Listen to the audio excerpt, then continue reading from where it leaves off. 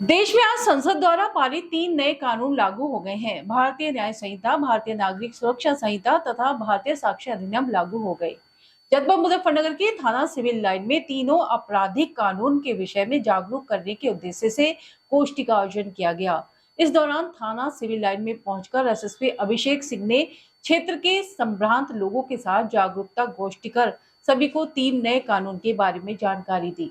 SSP Abhishek Singh ने media से बात करते हुए कहा कि उपनिवेशिक विचारधारा पर बने हुए पुराने कानून आईपीसी, सीपीसी और इंडियन एविडेंस एक्ट का आज पटाक्षेप हो गया है। जनपद मुजफ्फरनगर के हर थाने पर एक गोष्ठी का आयोजन किया जाएगा, जिसमें सम्राट नागरिकों और पब्लिक के साथ आमने सामने बात की जा रही है और इस कानून की जानकारी दी जा रही है। एसएसपी मुजफ्फरनगर ने बताया कि यह जो नए कानून है विक्टिम सेंट्रल है। इसमें जो अमेंडमेंट है इस प्रकार किए गए हैं कि पीड़ित को न ही केवल न्याय मिले, समय समय पर भी जो जानकारियां उसको चाहिए वह भी प्राप्त होती रहे। इसके अलावा इसमें पुलिस की कार्रवाई में नए डिजिटल एविडेंसों को भी शामिल किया गया है, जिसमें पुलिस की कार्रवाई को ट्रांसपेरेंट करने के लिए विभिन्न धाराओं को जोड़ा गया है। एसएसपी मुजफ्फरनगर ने बताया कि पिछले 1 महीने से मुजफ्फरनगर के पुलिस कर्मियों को ट्रेनिंग दी जा रही है। उन्होंने बताया कि एसएसपी से लेकर एक कांस्टेबल तक को ट्रेनिंग दी गई है। 1 जुलाई रात 12 बजे से यदि कोई अपराध रजिस्टर होता है तो वह नए कानून के तहत दर्ज किया जाएगा और जो पुराने मामले हैं वैसे भी पुरानी धाराओं में ही चलेंगे।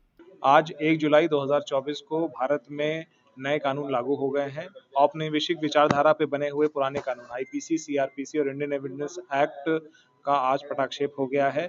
इस संबंध में जनपद मुजफ्फरनगर में हर थाने पर एक गोष्ठी का आयोजन किया गया है, जिसमें संभ्रांत नागरिकों और पब्लिक के साथ आमने-सामने बात की जा रही है और उनको इन कानूनों की जानकारी दी जा रही है।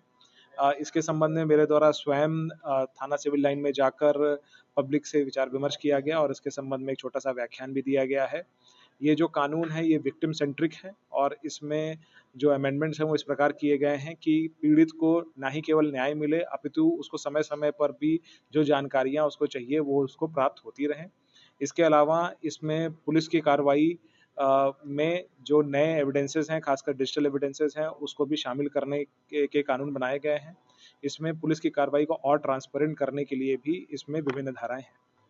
देखिए, पिछले 1 महीने से कंटिन्यूअसली पुलिस की ट्रेनिंग की जा रही थी। जैसा कि विदित है कि यहाँ पर हमने अलग से एक इंजीनियरिंग कॉलेज का पूरा ऑडिटोरियम हमने लेकर वहाँ पर कंटिन्यूअसली ट्रेनिंग्स कराई हैं। हमारे यहाँ मेरे से लेकर लास्ट कांस्टेबल तक की ट्रेनिंग हो चुकी है इसमें।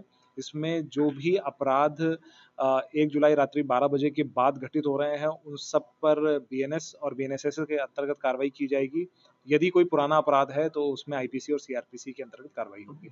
हाँ, ये आईपीसी की जगह अब भारतीय न्याय संहिता है, सीआरपीसी की जगह अब भारतीय नागरिक सुरक्षा संहिता है और इंडियन एविडेंस एक्ट की जगह भारतीय साक्ष्य अधिनियम है। जो नए कानून हैं इसमें ज़ीरो एफआईआर को सुगम बना दिया गया है, बिना जुरिसडिक्शन के भी एफआईआर लिखी जा सकेगी और जिसको संबंधित जुरिसडिक्शन में ट्रांसफर करने की व्यवस्था है।